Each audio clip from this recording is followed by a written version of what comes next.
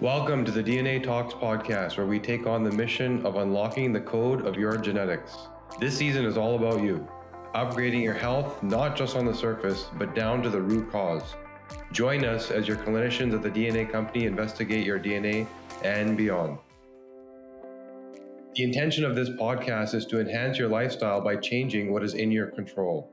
This does not substitute the medical advice given by your personal doctor, therapist, and other healthcare professionals. Get ready to be inspired by the incredible Erica Diamond, founder of the Busy to Bliss self-care membership community, host of the Erica Diamond podcast, certified life and career coach, certified yoga and meditation teacher, and author of 99 Things Women Wish They Knew Before Starting Their Own Business. Erica is the ultimate champion for busy women looking to thrive. Named one of the top 20 women in Canada, featured in Forbes' top 100 sites for women, Erica's mastered the art of balancing success with well-being. She's also a proud mom of 2 boys, a self-proclaimed bad cook, we'll find out about that, and a new drummer. If you're ready to ditch the stress and embrace joy, balance, and calm, Erica's here to show you the way. Erica, welcome to the DNA Talks podcast. It's great to have you. So great to be here, Bryce. Thanks so much. So excited to chat. No, so am I. I've been a huge fan of Phil Collins. And I just learned, I don't know where it was, somewhere online, social media, something. If you approach him, and he's apparently a pretty approachable guy. I think he's gotten a bad rap about being grumpy. But nonetheless, you approach him on the street and you ask him, what does he do? Do you know how he'll respond? So I do, because I saw the same video. He said, someone asked him, "Are you a singer or a drummer?" And he said, because we envision him as a singer, he said, "I'm a drummer." Is that what you're going to tell me? Is It's that so it? weird that he says that, right? Right? And In the Air of the Night, and that one, piece that just comes to mind. I'm sure everyone can replay it in their own heads, but that iconic do do do do do do do do. Have you So learned that yet? whoever's listening to this on audio, you can see Bryce. I don't know if you see Yeah, behind I my do. I see the office. set. That's my drum set, and that's where I practice. Do do do do do do do do do do. Nice. I can see. Yeah, That's where I practice. very good. How's it coming along? It's coming. I'm 6 months. So I'm really, I became a drummer because of Sheila E. I've wanted to be Sheila E. my whole life. And get this is so funny. So my incredible drum teacher, I know this is not very wellness related, but it actually is, because hobbies are very much self-care. So we kind of are on topic. But my drum teacher's moving to New York City. So we had our last lesson last week. And I said, you know what? I want to make the Sheila E video, and I'm gonna tag her in it. I'm like, I want to do a glamorous life. So we played it, and Yeah. anyway, I posted it. Not only did she reshare it, she said, "Erica, great job, keep Nice. going." And I was laughing in my head. This woman, Sheila E, must look at this girl, me, and think, what a loser. Like, terrible, but she was so lovely and kind, and that was super fun. She told me to keep going, and so I will keep going. Good. I'm not That's so good, but inspirational. Well, like you are for a lot of people, that must be a little bit of inspiration for you to keep going on a new thing. Well, you mentioned hobbies. I mean, I feel like music, anything that you might do in your pastime is part and parcel to managing stress. We'll talk a little bit about that. Um, Drumming in particular. I mean, you just got to smash some stuff out in once in a while, and must feel better and feel good. So, congratulations. My father actually, incidentally, was a drummer. I never got into it. I played the sax, but he opened for the Doors. Born and raised Chicago native, and he opened for the Doors. Yeah, back in the huge early Doors 70s. fan. I love the Doors, and I drum to them. I love. Well, we're not gonna hear, but I do love the Doors, and they are incredible to drum to. So that is Yeah, unbelievable. Wow. they are. Well, look, your own story is quite inspiring. You've achieved a lot as a best-selling author, coach, founder of all kinds of platforms that help others achieve balance and wellness, which is so key in this day and age. I think stress is our number one North American-wide silent killer. Adding to diabetes, heart disease, even the big C.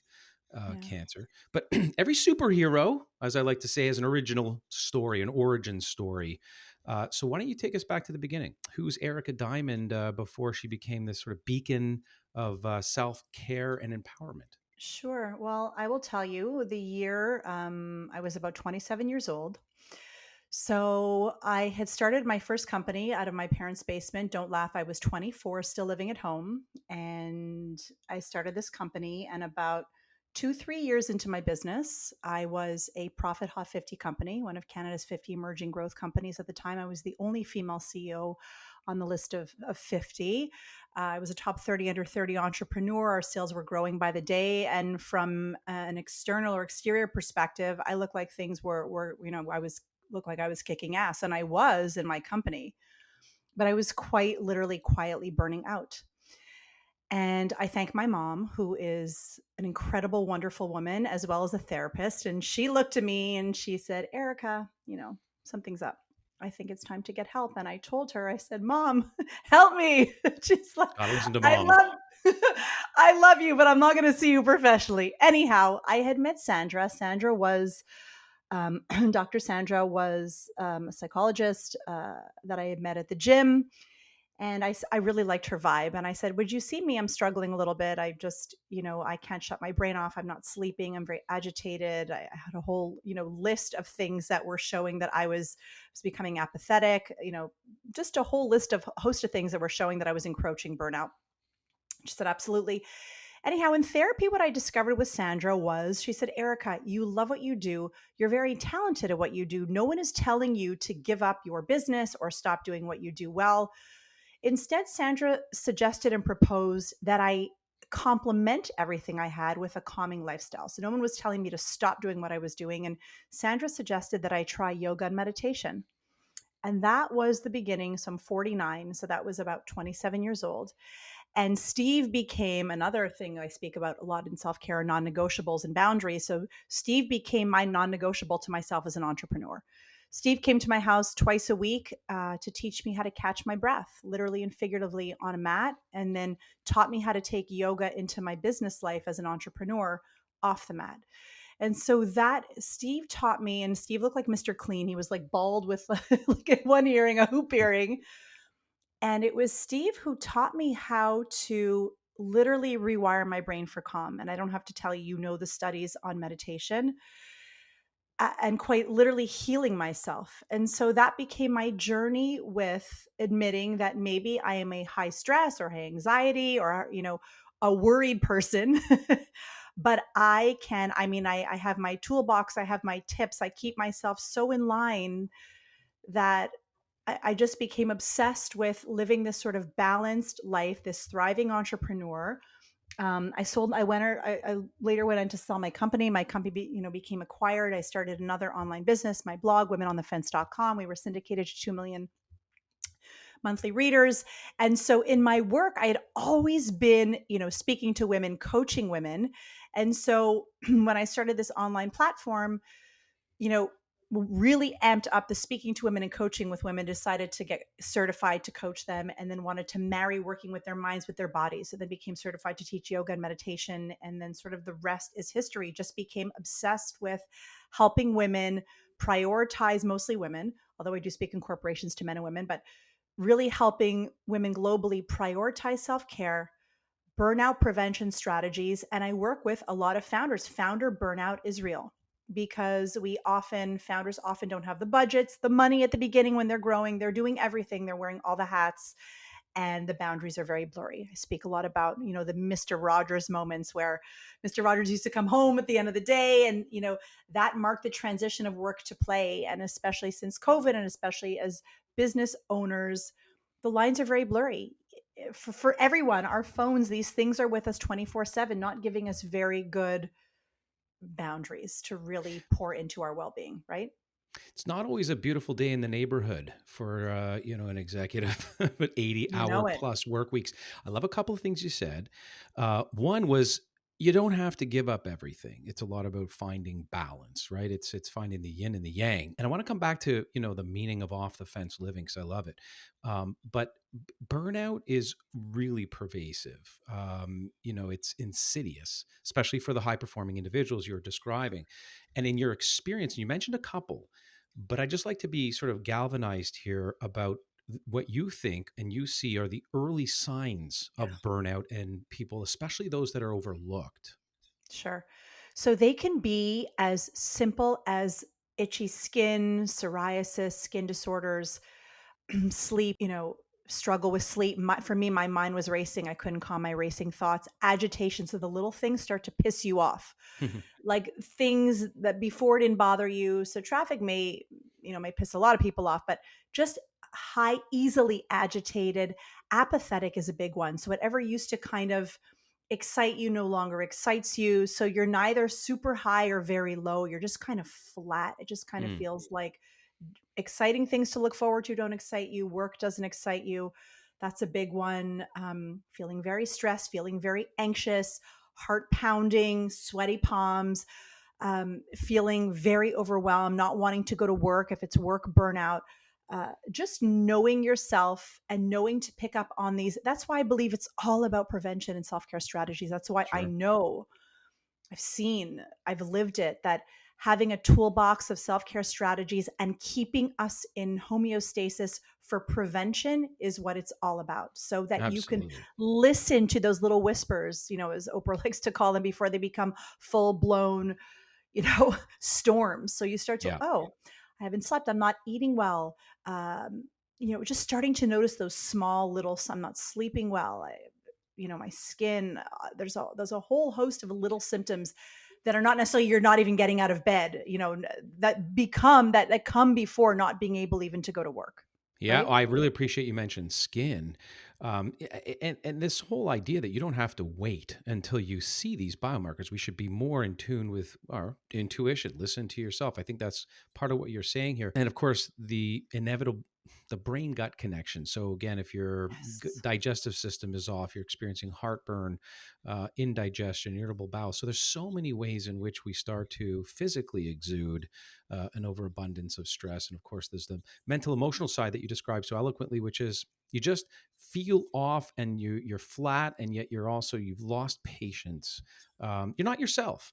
And of course, this is, I think, where, the slogan, I guess, or where you've come up with off the fence living. Explain what that means to you. Yeah. So that was my after I sold my first business I spoke about. I had I was pregnant with my second son. I had my first son, he was 3, and I said I'm getting that entrepreneurial itch. It was back after 3 years of selling my company. Once an And entrepreneur, always an entrepreneur. exactly. And so I was on this mommy and me luncheon and I met Tracy. And I said to Tracy, "Hi, I'm Erica. I'm Tracy. What do you do?" She said, "I'm a blogger." "What's a blogger?" She said, "Well, it's kind of like an online diary where I write about my life." And I'm like, "Well, tell me more." She's, "Well, I have this blog called Grumble Girl." And at this time, I had been home for 3 years. I had sold my company. I was looking to what could I do? I knew I didn't want to work for anyone. I had never had a job except for my part-time jobs at McGill, and then my first job after McGill. So I started to Google blogger, and I came upon this woman named Heather Armstrong, who sadly passed away a couple of years ago. And she had started this blog called Deuce.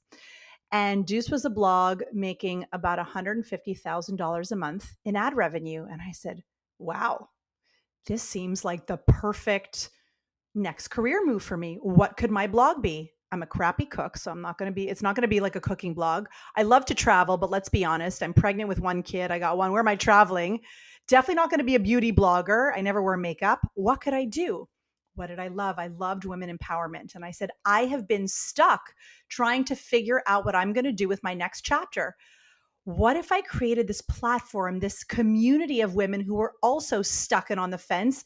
And then we could learn from women who had already gotten off the fence and we could take the leap together. I'm going to build a community of women who want to get unstuck in a dead end job, loveless marriage, and a toxic job, trying to get healthy, stuck in all different areas. And that became the birth of womenonthefence.com. And early on in its inception, I started having readers like they found me on Twitter, Ellen DeGeneres, and who else? Denise Richards, all different people with tons, with a big social media following started reposting my blogs. They were authentic, they were candid, they were honest.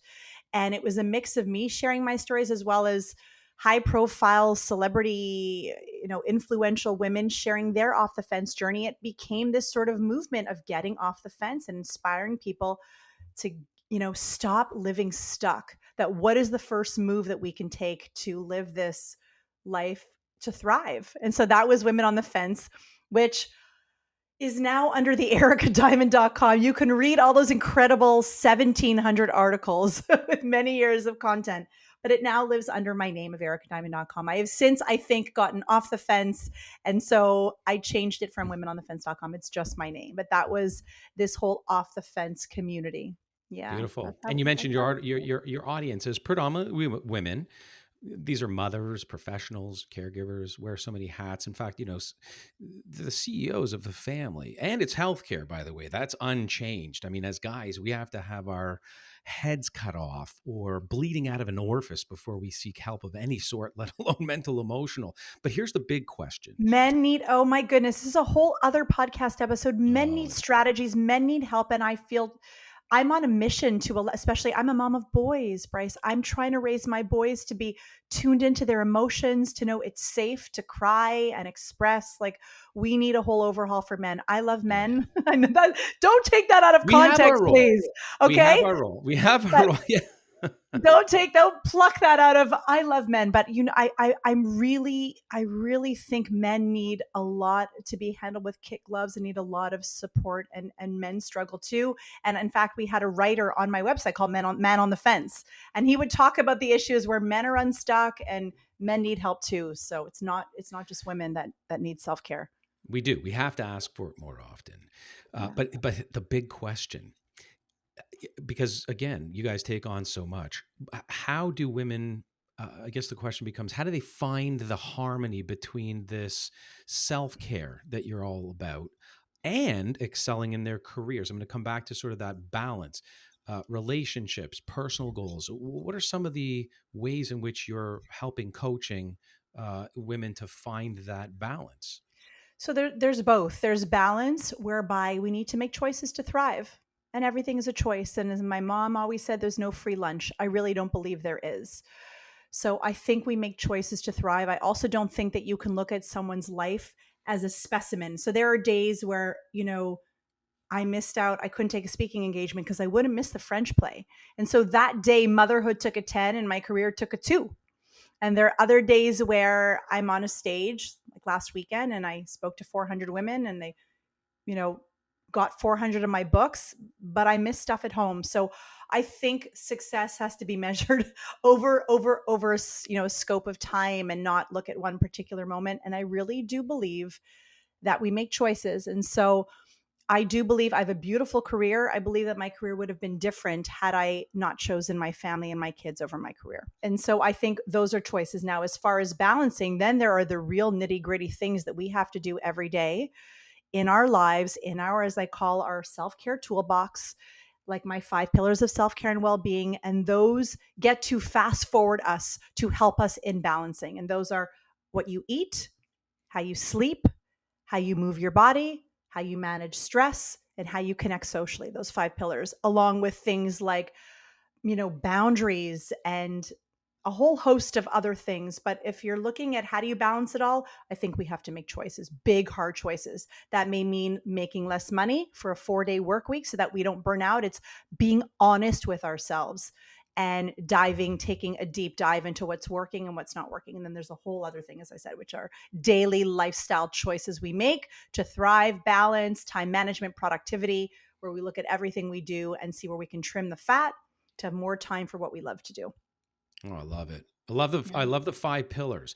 And, it really does boil down to that prioritization. What are some of the common challenges in that regard that your clients face when it comes to that level of prioritizing self-care? And are there sort of any recurring themes or barriers that people are often stubborn to? I mean, exercise, I just know one of those pillars, move yourself. I know that's one big one. For North America, it's not uncommon. But what are the more common ones? So I'm going to give you a little bit of like a psychobabble 101, which is the biggest thing I see are boundaries. So we get burnt out because traditionally, and we talked about men versus women, but we often as women are people pleasers. Yes, I'll join the PTA meeting. Yes, I'll do that. Yes, I'll do this. Yes, I'll do your carpool. Yes, I'll stay late. All these yeses. And so these kind of turn us into the human pretzel, and that can lead us down a dark path. So here's the thing on boundaries. If we were raised in an environment where with critical parents, or we did not grow up with good self-esteem. We were not told, we grew up with a parent. If we brought home a 92, we had a parent who was like, where's the other 8%? If we didn't have parents who gave us the message, I believe in you no matter what, then we may not grow up with very good self-esteem. And how that carries over into adulthood is we are not often very good with boundaries. And I speak to a lot of high-powered women who struggle with boundaries and, in fact, imposter syndrome. And what this does is keeps them very busy. It keeps them away from themselves, away from their inner needs and what they really need. And so when we can get good at boundaries, when we can get better at boundaries, we can start to really say, I'm not doing that, because that and that and that and that, both personally and professionally, are going to put me in a not so good place, in a dark place that I don't want to be in.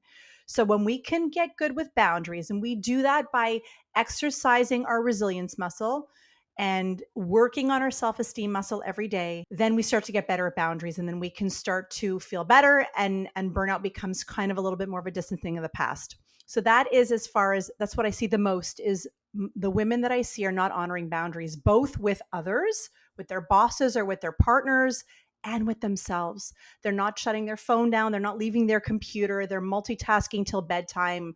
They're sitting on their phones. The blue light is blocking their melatonin. They are not honoring themselves and honoring their heart stops. They don't have any sort of breath work or breathing. They're just pounding through it, and they're not listening to the whispers. So that's what I see the most. So what we do is we look at, the 5 pillars quickly, and then I take them through my process, which I actually have a 4-step process of self-care, which is, the first step is mindset. So often the women I see are in a scarcity mindset with limiting beliefs and things they believe about themselves to be true, which are not even true. So we work from a scarcity to an abundance mindset.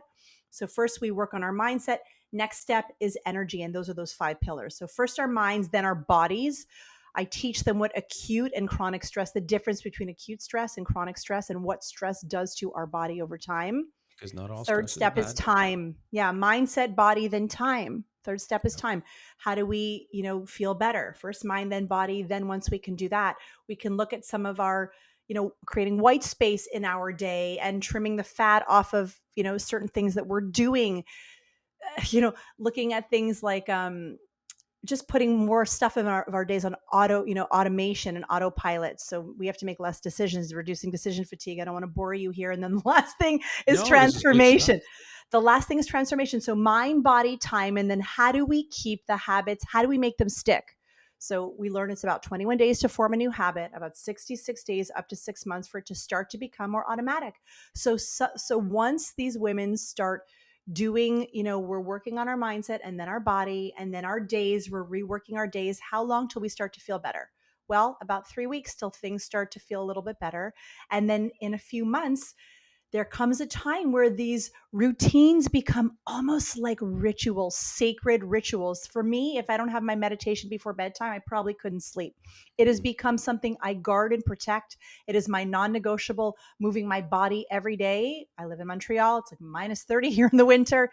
I walk every single day. I need morning vitamin D, sunlight on my eyeballs. Like, there are things that I need to do in order to feel good. And when I don't, I feel like crap. So, These are words, and these are words of wisdom, folks. Used to live. I sorry, know, you really. can I tell mean, I you love it. I love it. I can talk about it all day.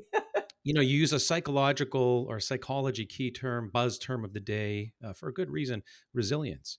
Yeah. And I want to dive into that in a little bit. I want to dive into something I call the DNA of resilience. It's such a key trait for navigating all of life's challenges.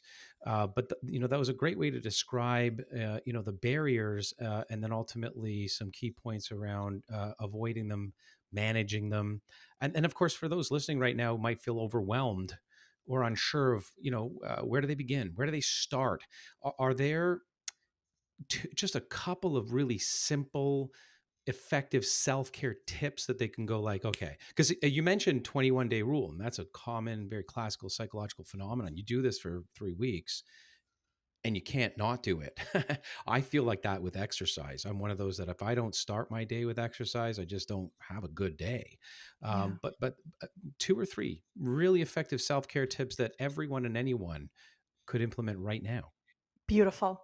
Two things I'm going to tell you. So first of all, for me, the most effective is breathing. And what I have my clients do is set an alarm at 10:30 in the morning, set an alarm at 3:30 in the afternoon for simple breath work. And I will give you two breathing sequences that are highly effective, that are that change your body physiologically. This is not woo-woo. This is actual real science.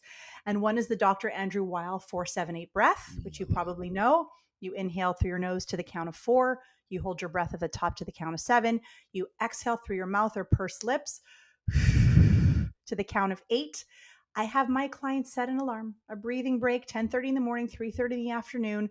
They can do about 4 to 8 rounds. This will take them about 90 seconds. We all have 90 seconds for a brain break. This completely brings our body to a state of calm. So breathing is super important. The other one is a simple box breath. Inhale to 4. Hold your breath at the top to the count of 4. Exhale through your mouth to the count of 4. Hold at the bottom to the count of the 4. Same thing, 4 to 8 cycles, 90 seconds.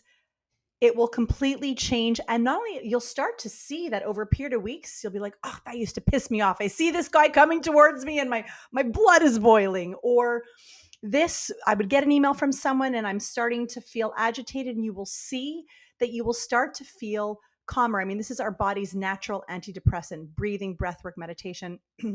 The other thing is walking. We know that a simple 10-minute walk, 10 to 15-minute brisk walk outdoors. I tell my clients, put your running shoes at your desk at lunch, try and get outside at lunch, make it a cross 2 pillars off, social connection and moving, grab a friend after dinner, take your kids in the summer for ice cream. Walking is really powerful. And another thing with, you said, where can we start? So those two things for me, breathing and walking, are super powerful. The other thing that to not feel overwhelmed is I invite you to look at your life as a pizza. And those 5 pillars is 5 slices: how you're eating, how you're sleeping, how you're moving your body, how you're managing stress, and how you're connecting socially. Give yourself an honest rating right now in those 5 pillars. And that will show you where you're struggling the most. If you're eating like crap, that will light up. So where do we begin? With the pillar you're struggling in the most. So if you're eating like crap, what is the first step you can take? Well, we're coming up to the weekend soon. This Sunday, you can head to an open market this Sunday, on Self-Care Sunday. Get some fresh, maybe chicken. Make yourself a meat sauce, some chicken, some,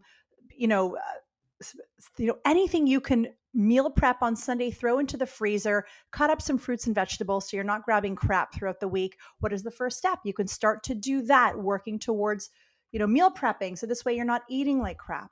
Where are you struggling the most? That's where you begin. Yeah. Finding that next meal, that is a huge thing for a lot of people. Finding the time to make it, let alone making healthy choices once that hunger cue exudes itself. And you're right. This is everything you said, rooted in science. The physiology of stress, most of us, as I know you know, remain in sympathetic mode. And these things you're describing, breath work, walking, eating healthy, exercise, these are all going to help shift you from this sympathetic dominant state or in sympathetic state into parasympathetic or rest and digest, as we like to refer to. And you mentioned at the top, one of the key symptoms, I think, of feeling overwhelmed and stressed out and burnt out, to recognize within yourself, because I think you're right, it's a universal cue, is road rage, is feeling angry when driving for no apparent reason. One of the best times to implement box breath, wouldn't you agree? Or Andy's 4-7-8 rule. I love it. Absolutely. Let's shift gears to empowerment. It's a term used a lot, but I'd love to hear your definition. I mean, it's thrown around, not only what it means to you, but how does somebody, cultivate that in their daily life? Because, the more we speak these terms, the more we understand these terms, the more we reuse these terms, the more likely we are to experience the benefit of the outcome. So I don't know the exact definition of empowerment, but I know that for me, I feel it. Whatever it means, Mhm. I feel it because I work hard on it. So here's the thing about happiness and empowerment and everything that may exude sort of a person of action or, going and doing. I believe that empowerment or happiness, all of this stuff takes work. And I know that as truth as we get to empowerment, because I'll give you a great study out of Yale University on happiness. And I think that happiness and empowerment are closely connected. So the research on happiness out of Yale is, are you a happy person? How do we tell if we're happy? So the research is that we all have a genetic set point of 50%.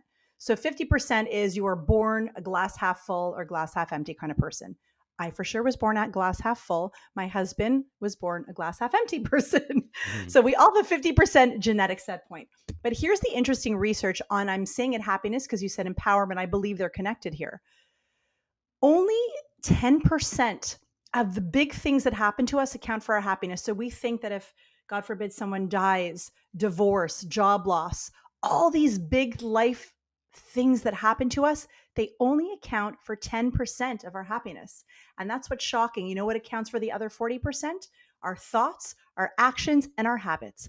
And that means that our happiness and our empowerment falls very much in our own hands. It means that we very well can build our own motivation, empowerment, rituals, routines, happiness. And so again, as you asked me, I don't know what empowerment means, but I know that I've got it because I work very much on that 40%.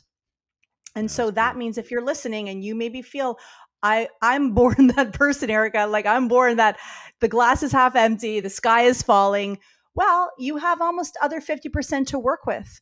You can start getting your life in order. You can start, reading, learning, empowering, listening to your podcast, learning life tips. You can start helping yourself. You can also start seeing a life coach, a doctor. I mean, we need help. We are my pillar of social connection. We are wired for connection with other people. And that's what happens when we get so stressed, we isolate, right? They say, in your friends, it's, reach out to the quiet ones.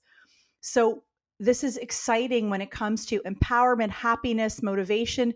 We can quite literally build our motivation and empowerment through our thoughts, through our habits, through our actions. And that's, to me, what's really motivating and exciting when it comes to empowerment. No, I think you're bang on in the parallel, and if not the direct connection between empowerment and happiness. We have Dr. Jillian Mandich, happiness expert, PhD in happiness, joining us on the show. And one thing I know her to say off camera, off podcast, is she doesn't find it. She creates it, and that's something that we all have to learn how to do. We have a happiness muscle, I think, but I'm very sure that the fact that the more we can empower ourselves or work toward empowerment, the more it's probably going to translate into feeling happy. And I would argue, of course, as you alluded to, many of us are born genetically predisposed slightly to being more likely to experience happiness. That's actually got to do with dopamine and how long it sits around in the brain. We test for that at the DNA company in our executive function, mood, and behavior. Maybe we'll talk a little bit about that in a few minutes. But your busyness to bliss platform, it's resonated with a lot of folks. Tell us a little bit about it, the mission of that, how it's helping people.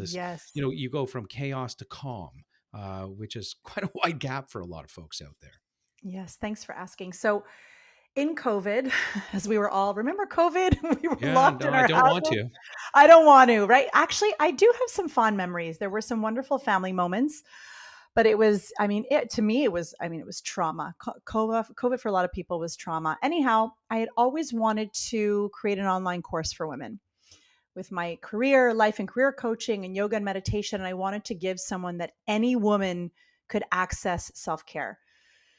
So I basically locked myself in my office from September 2020 until January 2021. And I wrote Busy to Bliss, which is the mindset and body transformation for busy women to prevent burnout and reclaim their time and energy. It is my roadmap, as I spoke about. Mindset, energy. So mind, body, time transformation. And I wrote those 4 pillars in a 25 lesson online course and community. And so a few hundred women have gone through that course. And so it is this community where we learn the hardcore strategies. They watch a lesson. There is a PDF downloadable that they do that corresponds to the lesson. And this is quite literally how we change our life. We literally work on course correction. And it is a total mindset. The women in this course will learn how to meditate. They'll learn how to do a gentle yoga flow. Yoga also is completely scientifically proven to reduce anxiety and depression out of Harvard Medical School and the Mayo Clinic. So they learn how to bring their mind and body to a state of calm. They learn how to rework their days so they are operating in their zone of genius, and they learn how to make the transformation last and stick. So that is the program. It is at busytobliss.com. Any woman, I made it affordable again, because I believe that any woman, whether she's a stay-at-home mom, every woman deserves to have the tools and strategies for self-care. And so that was Busy to Bliss. And Dr. Bryce, you said one thing about it before you asked me about Busy to Bliss. And I wanted to say one thing as we learn when you were speaking about empowerment and happiness. I don't want to make it sound so flowery that we should all, just every day be working towards our joy and everything in life comes easy. In fact, life is hard. And so what we have to do is, I know for me, the odd time I fall off my wellness wagon, and the same way that when we are eating like crap, so we make a poor choice, and then we're like, and the thing about self-care is when we need it the most, we generally give it to ourselves the least. So for most stressed and tired, we're like, I'm too tired to go to the gym. We're just going to sleep through it. So when we need it the most is when we generally give it to ourselves the least. And so what we do, we become on this downward spiral. And so I wanted to say, if you're living in that downward spiral right now, it's important to give yourself and grant yourself two things. And that is grace and compassion. And that is not appreciated enough. Grace and compassion as we go through life as high achievers, as regular everyday people, is so paramount. So what that means is a bad day is not a bad week, is not a bad month, is not a bad year. You can decide today, I'm feeling like crap. First, I'm going to give myself grace and compassion. I've been having a hard time. Hasn't been so great for me, but tomorrow I'm going to try again. And when we show up, as I learned in yoga teacher training, with no shame and nor blame, no expectation, when we start small, if we have an exercise, if I roll out my mat tonight by my bedside and I put on my sports bra and my Lululemon leggings and I load up on my phone or my iPad tonight, a 5-minute body stretch, a 5-minute morning stretch. And I come, instead of saying, oh, I got to go to the gym for an hour. And if I don't, and then I'm like, I don't have the hour, so I do nothing. If I show up gently for myself with compassion and say, tomorrow morning, I'm going to do 5 minutes. That is how we come back to ourselves when we've gone away from ourselves. Yeah. So I just wanted No, to that's talk great about advice. that. When we talk No, about that's important. empowerment, it's important. Yeah. And, you mentioned it at the top. I think it was right to say some days are 10 and 2, 10 for the job and 2 for the family. They're going to happen and that's okay. But I think part of what we're getting to here distills down to, and you did mention a little bit of strategy, let's call it putting on the alarm 3 times a day for Andy's breath or box breath. Time. Such a precious commodity for busy professionals, moms, parents, anyone, and we all juggle multiple responsibilities. So is there a theme? Is there something of advice that you're recommending often, that you're integrating mindfulness or self-care into these hectic daily routines when we all feel like we're on overdrive, besides setting, because I feel like some people might be thinking when they hear this, it's just another calendar reminder and I may not have time to do it. I think part of the answer you might give is that these are non-negotiables, right? Some of these are just red reset buttons that you just have. Once you have established what they are, like your 5-minute stretch or your breath work, you can't delay or say no to that calendar reminder. I mean, we would put, I had this podcast with you episode scheduled into my calendar. We must be scheduling in ourselves. They become what you said, that non-negotiable. And in fact, in Busy to Bliss, I have my women, they do 2 things: a boundary chart. What are their hard boundaries to others and to themselves? But what are their non-negotiables? What will they not negotiate on? That could be saving X amount of dollars a week, because self-care, financial self-care, is a big part of self-care. If we are in debt, we are stressed. So it is not just the flowery, as we say, massages and bubble baths. The self-care I teach is real hard work. So what I think is super important, morning routines are a great place to look, as you said, because it sets the tone for our day. And a great morning routine starts the night before. So a great morning routine starts with a great evening routine. So I'd like you to look at what is your bedtime routine? Are you up all night? Are you going to bed? Are you closing your phone, charging it out of your bedroom 1 to 2 hours before bed? Do you have a wind down routine, a book, a podcast, something inspiring, baking, knitting, a gentle yoga? What are you doing so that you can wake up a little bit? So right away, I would invite you to go to bed, start until a pattern develops. Try to go to bed 15 minutes earlier each night so that you can now wake up 15 minutes in the morning and do something pleasurable. Get up, read the paper, don't look at your phone, cup of tea, cup of coffee, gentle stretch. Start the day before, and if you're a parent, if you can, before the kids wake in the house, so you have that time to pour into yourself.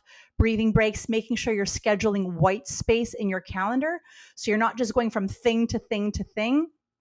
Maximizing time in your day. So when you're in the carpool lane, either scheduling in a beautiful podcast you want to listen to, or creating that time for you to reply to emails. So instead of doing it at your desk, you can use that sort of downtime to catch up so that you're not going all day. Things like hard stops. I speak a lot about hard stops. If we don't end our day will just continue. We'll continue multitasking. And in fact, Yeah. our brains don't like multitasking. When we unitask, we are actually 40% more efficient in what we do. So Right. resist the urge. We're great at multitasking, and since COVID, we've been even better. We could breastfeed our baby, do a Zoom meeting, throw in a pot of a pot of meat sauce, laundry. I mean, we can just do all of the things, but we know that it's very taxing on our nervous system. So really focusing on unitasking. Time blocking is really is your friend, and time blocking is a simple time management tool, which is we procrastinate. That leads to anxiety. How do we kick procrastination to the curb? We brain dump everything we have to do. Then we prioritize it in order, and then we schedule the tasks to get the job done in our calendar. Otherwise, they're just a running task list that we just keep putting off. Yeah. Take the damn task item, give it a home on your calendar, right? I mean, Right. there's so many things we can do in our day to shave time, to be more productive. Again, things like automatic bill payments, meal planning on Sunday so you're not wondering what you're cooking, streamlining what you're wearing. All these things trim time off your days and become more on automation. Those are very helpful to you, less taxing on your nervous system every day. But again, that morning routine is sacred, because if you're waking up, you're rushing to get the kids, breakfast, school, your nervous system is already off parasympathetic, right? You're already kind of agitated. So we really want to start the day.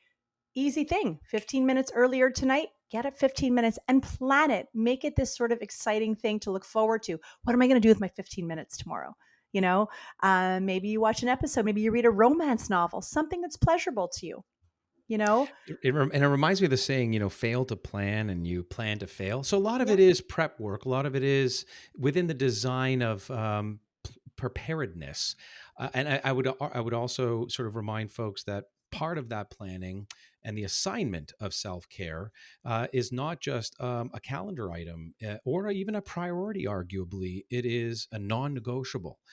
And your work often intersects with themes of longevity and wellness. One of the reasons, of course, among many, stress management, self-care, et cetera, that, you're such a phenomenal guest on the show in context of the DNA talks. But in that vein, we're often talking about the centenarians, people that is within the company, the DNA company. We're intrigued by these people that live beyond 100 around the world, different pockets.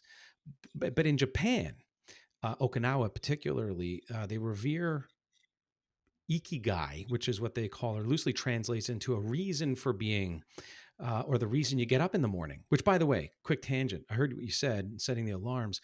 I happen to think, especially if we're managing stress and sleep as part of that, the evening alarm, just as you're talking about setting an alarm for breath work or any of these self-care items we should be doing, stretching, etc. I think the most important alarm is the alarm that signals you it's time to go to bed, put the phone away, and make sure you're getting or clocking at least 8 hours on the pillow. So that's the sleep cue, and that's imperative. Like you said, bad night, bad day.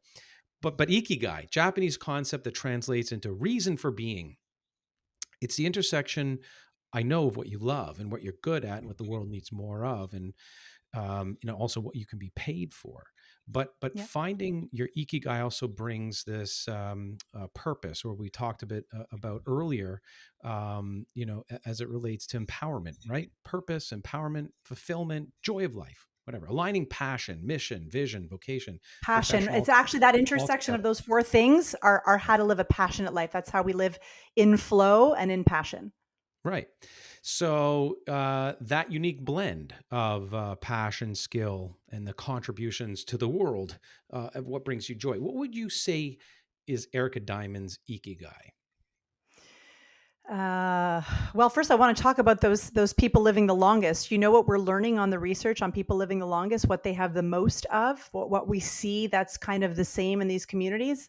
The common denominator, right? Yeah, that The, is but the sense of common denominator, purpose. sense of purpose, but we're learning it is a community. Community, It is right? these people who have these mahjong groups. They don't live in isolation. They live, and so that's why when I talk about go for a girls' night, do those those weekly pickleball or mahjong or bridge lessons or book clubs. These are good for your health. These are the communities living the longest. They are communities who live with other people in social connection gatherings. Yeah, So I always say it's social connection is not a nicety, it's a necessity, yeah. you know? But I think that my I just think I have a mix of working really hard at it and well, first I of all, I would think it's argue, and I know you're thinking of sort of a way to describe this yeah, in one yeah, sentence, but yeah. I'd Help argue me you're out doing. here.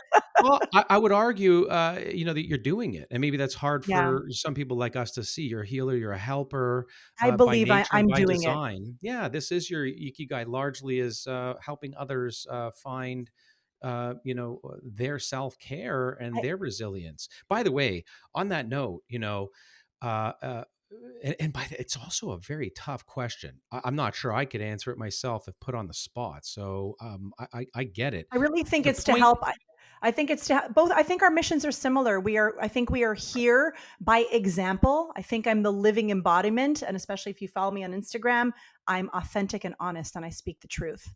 So I think Absolutely it's, true. yeah. So I think we are both the living embodiment of what I teach. I'm not one way in public and another way.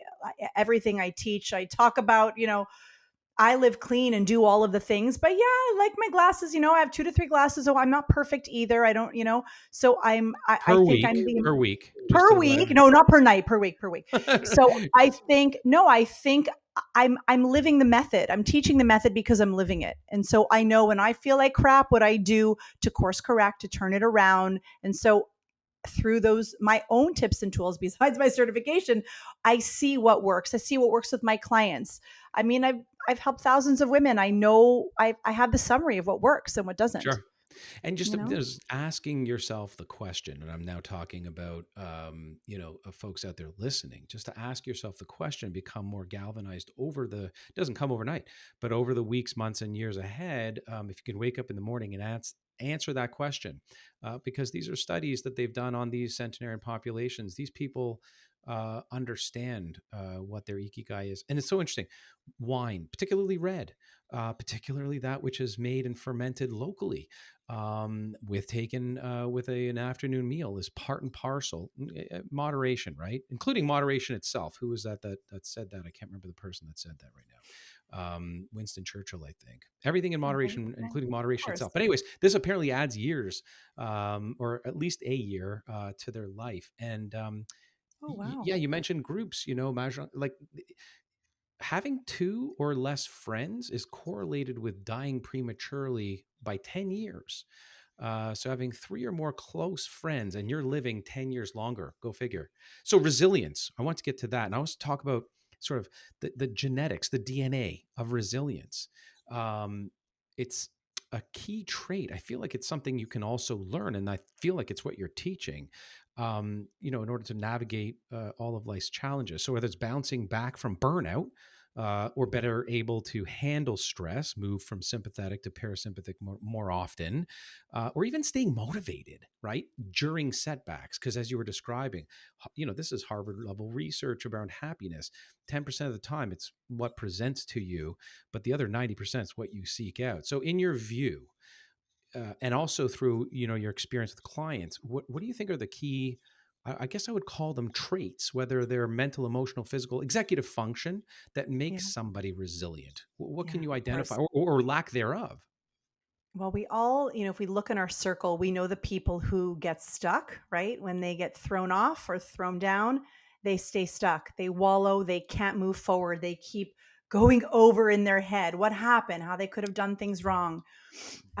I think I've had many setbacks in my life, and I would like to think that I am resilient. So, how I have come to be is when I'm in a setback cycle, and my friend Amy Schoenthal wrote a book called The Setback Cycle, and so you should actually interview her. She's wonderful to have on. But Love to. when I have a setback, I give myself total and complete. I allow myself to mourn the loss, whatever went wrong, and I give myself this bubble. So yes, if anyone wants to comfort me, or I allow it, but I process. I don't plan. I don't see how I'm going to bounce back. I'm solely in this really sucks. What happened? How did this happen? I'm very upset. I'm very discouraged. I'm very disappointed. And I give myself that maybe a few hours up to a few weeks. The odd time it's maybe been a month or so. I think I'm pretty quick at bouncing back and being resilient, but I give myself total 100% time to scream, cry, kick my feet, be frustrated, stay down on the ground. And I don't gaslight myself into saying, Erica, get the hell back up and get back on the horse. No, because then I will never fully heal and be able to move forward. So I sit in it. And then when I know that I've looked at everything, exercised everything, I say, okay, what's the first step?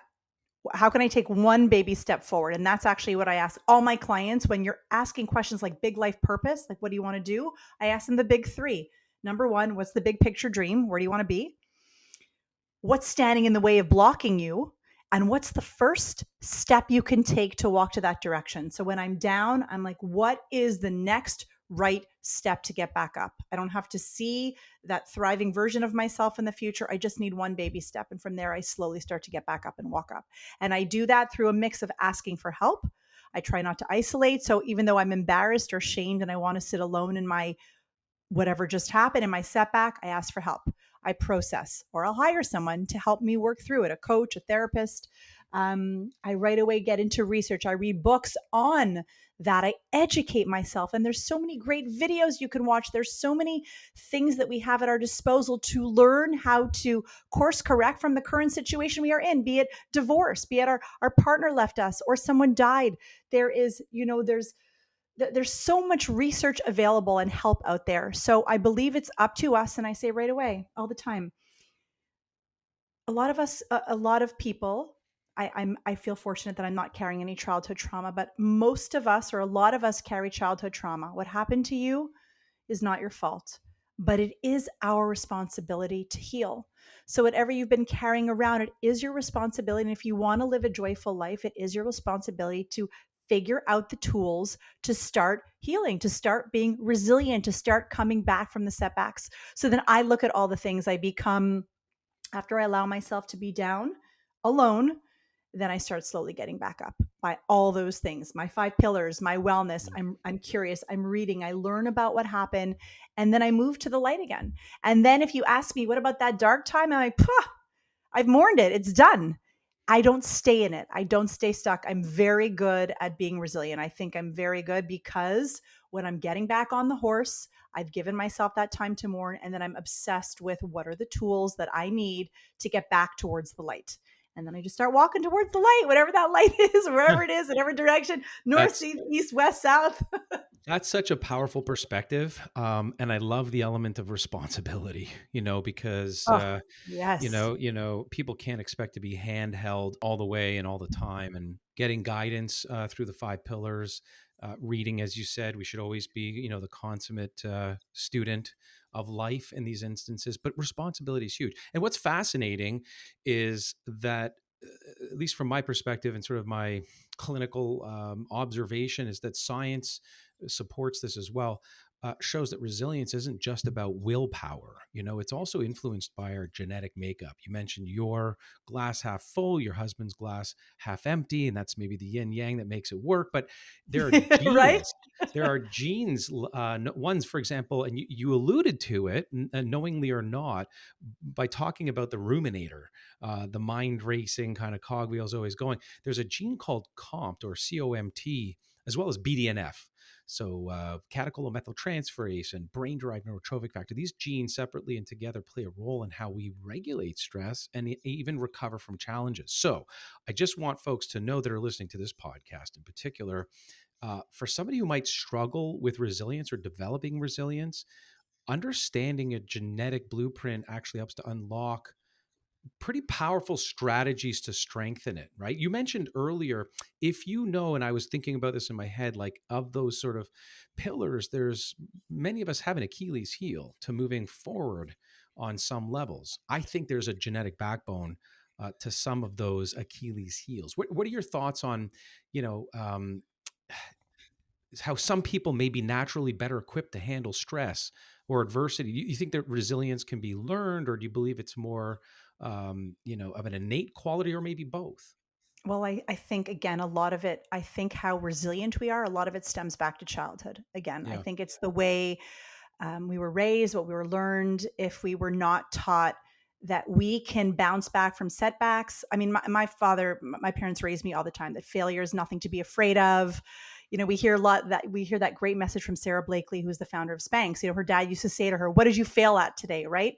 So I think when failure becomes this thing not to be feared, but as part of life, we start to realize that failure is just really, it's not firm, it's not final, it's not fatal. We can bounce back. So when we get the messages that we are resilient, that we can come back, we start to learn this. It becomes part of it's in our cellular memory of growing. I mean, that's how I have grown up. So that is how I am. And I'm thankful that I had that's why when I speak to parents, I'm like, so important how you talk to your kids, because you are quite, it's a big responsibility. You're helping raise their resilience muscle. Yeah. Raising their ability to bounce back from Yeah. failure. So I think it's a big responsibility for us as parents, because we are raising the next generation who will be resilient. And when we give them the messages that you can come back from anything, and I tell my kids all the time, let's talk about the elephant in the room. What's the elephant in the room? My son just wasn't happy with how he did on his economics exam. So he was beside himself. I said, okay, let's talk about it. What's the worst that's going to happen? He's like, I'm going to fail the exam. I'm like, even worse, you're going to fail the course. Let's talk about that, right? What's worst case scenario? Summer school. Or, he's like, summer school, I don't even know. It's like, it's something that's so foreign to him. I said, so let's go to worst case scenario. Can we handle it? Will you die from it? He's like, no. I'm like, okay. So now that we know we can handle worst case scenario, let's practice waiting in the meantime. And so I teach them to be present, right? So it's also about being present. You're going on holiday, you're going on, like, you have no school for 2 weeks. Can you give yourself permission to wait in the waiting, be calm in the waiting till in January how you actually did, right? And so I talk to them. So when we are parents who talk our kids, I say quite literally off the ledge, they grow up to be people who are resilient and everything you're speaking about. Right. So we can't change how we were raised, but we can learn, we can help ourselves, and then we can help our kids so that they are raised with that backbone, with that Achilles heel to work for us. Absolutely. Have you seen Seinfeld's avoidance of the 3 poison P's of parenting? Have you seen that? No, I don't remember. Yeah. I think I've seen every episode, but I don't remember that one. So I don't think it was part of an episode, but a part of one of his stand-ups. Oh, okay. And so he talks about the 3 poison P's. 1, giving your children or trying to give them too much pleasure. That's the first P. Yeah. 2nd, too much praise. And Yeah. 3rdly, don't try to solve all their problems, right? Because those are the 3 Ps that when you do those things too often, you're poisoning against their resilience, or you're weakening their resilience. And by the way, what I you do, said but is I think praise is different than encouragement. And so that's the difference. Yeah. We're not going to hyperinflate our kids' ego where they get into the real world but I think encouragement encouragement is very important, and not to stay attached to outcomes. So it is nothing, the mark doesn't matter. Do they feel good in the effort that they put in? And then to praise effort, to praise any, those are the things. I'm sorry, I disagree. Well, not that I disagree, but I think He's a encouragement is comedian, and I everything. think that, but I do, I take issue with everybody getting an award, Yes. or So does my you're a husband. soccer team, and you've Yes. lost 10-2, and you're the losing team, and hip hip hooray, everyone did so well. No, it was 10-2. If it was 3-2, great job, but 10-2, you guys suck. I'm sorry, but that's also building resilience. Step up. It's being real and honest. So I guess there's sort of a position to take on both That's sides. why my husband and I make a good team, because he, my son made the AAA hockey team and my other son didn't. And he's like, no, there's only 12 spots on the team. You're good enough to make the team. What's with this B team? Right. Right. And And maybe I'm that's like, just not for no. you. Maybe it helps the child to find other Right. focuses, But I'm get the their opposite. strengths. Yeah. But I'm like, you know what? Not everyone's an A player. There's got to be a B team. There's place for everyone. Everyone should play if they want to. I have a lot softer, gentler attitude, and he's a lot more like you. Like, listen, you're on it or you're not. But then here's my argument there, and we're just being parents right now. By the way, Totally we've taken off our taking expert the hats, expert and we're hat. just being parents. So yes, there's got to be the B team, but overly praising somebody for their B and C level abilities, I think, is distorting their, again, as children. And by the way, this isn't what you said earlier. I want to maybe reel it back here and get to this sort of point around it starts in childhood, because it does. But our genetic predispositions really help to provide a window into this as well. So for instance, there's a gene called ADRA2B. And this gene actually affects how our bodies handle stress and the hormone adrenaline. That's what it's all about. How long does adrenaline sit around? So some people process it really quickly and they move on. While others, they feel it linger for a long time. And I don't mean the ruminators, I just mean stress lingers. And the key to knowing how your body works so that you can tailor your strategies, once again, is the message we share at the DNA company. And of course, there's this nature nurture concept all the time. If you're a child that has the lesser optimal variant of ADRA2B, and you pair that with a parent that's constantly pessimistic and come on, do better, that is the worst combination for building resilience. And I know you're doing, incredible work at helping, clients uncover and embrace their strengths when they feel overwhelmed. But there, you have to admit there's a strong genetic backbone to begin. And by the way, you've mentioned mindfulness. And we've talked a bit about empowerment of tools of building resilience. How do you see these practices evolving? Meaning, most of us are beginners, right? We have to aspire to getting better and better, but especially with using these tools and insights we now have at our disposal. How do you see, how do you explain to people that they'll just get better over time the more they use it? Don't use it, lose it. Use it more often, get better, right? Totally. And I think what would be a beautiful thing that I would love to see in the future of work is this whole, workplace wellness is starting to, it's become completely mainstream. So whether it's a meditation room or a something, or a cool down room or whatever, just embracing self-care, mindfulness, meditation, breath work as part of that it's not woo, it's really mainstream, and we're going there. Meditation apps, there's Calm, there's all these Insight Timer, there's all these different tools that we have at our disposal. And I think they're wonderful. Yeah. I think they're important. But I think wellness, because let's be honest, all adults have to work in order to support a family. So work becomes where we spend most of our time. So I think that's a great place to look at when it comes to our balance and well-being is work.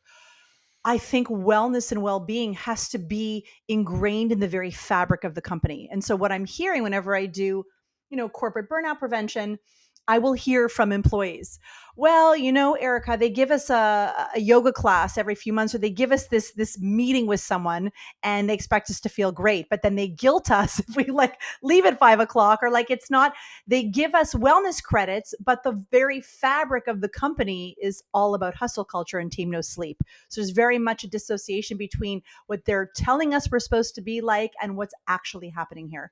So if we can become companies, mindful, business owners, where it's ingrained, where we realize the benefit of ending early Fridays or giving people X amount of days off, or we give people we believe in investing in our people. So they're getting weekly yoga classes or weekly breath work or therapy or rooms, de-stressing rooms, or healthy food or whatever it is, all the different strategies, or like a walking, like a treadmill station, whatever it is, where this becomes the norm, where it's normal, where we talk about burnout, where we address the elephant in the room. I think that's how we're going to change our culture from just the way there are people trying to, get kids off smartphones until they're in high school because we realize the damage it's doing.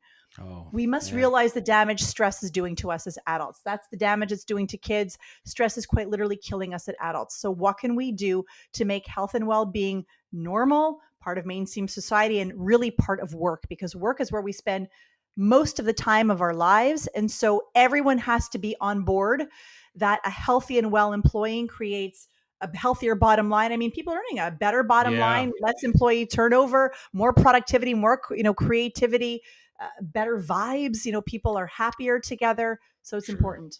Corporate wellness is huge. By the way, talking about these meditation environments, I used to build these for companies 15, 20 Wow. years ago. The Jameson's one example. It's very proud of this one here in Toronto when they were at the corner of Eglinton and Yonge.